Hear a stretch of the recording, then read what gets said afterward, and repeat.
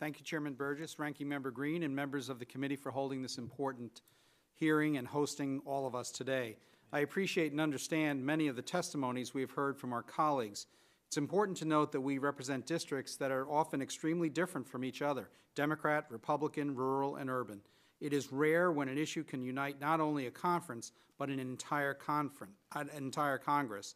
At the risk of speaking for my colleagues, I would like to express that we all stand together against the opioid epidemic. Now, in my district, in the 19th District in upstate New York, I can tell you a couple of stories. Greene County emergency responders recently reported to me they came upon a scene where they had 2 individuals who had overdosed. One individual required 8 doses of naloxone in order to be revived. Another required 6. This is not an uncommon phenomenon.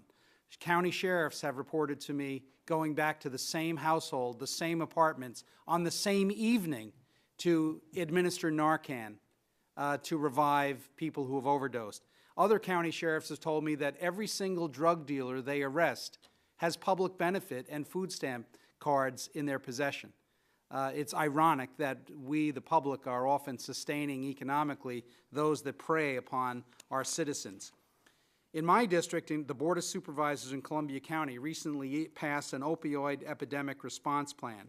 This plan is an enormous step forward to combating the opioid crisis in our region. Ulster County has also substantially increased local funding to fight the crisis. Twin County Recovery Services in Columbia and Greene counties is also serving those with addiction through clinical, residential, and educational programs.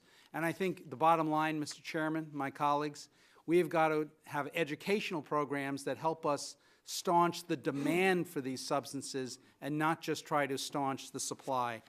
Congress must continue to help our local communities by ensuring they have the support, and the 21st Century Cures and CARA supporting SAMHSA legislation and passing legislation such as the STOP Act to support our local law enforcement officers by making it more difficult for the U.S. Postal Service to ship fentanyl and carfentanil through the mail.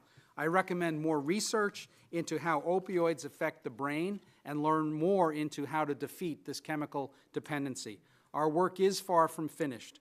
We must stay engaged with each other, stay engaged with our communities, and stay engaged with victims and families to truly effectuate and facilitate an authentic reversal of this dangerous and upward trend of opioid addiction in our communities. I thank the committee for their service and for allowing us to bring this testimony forth today.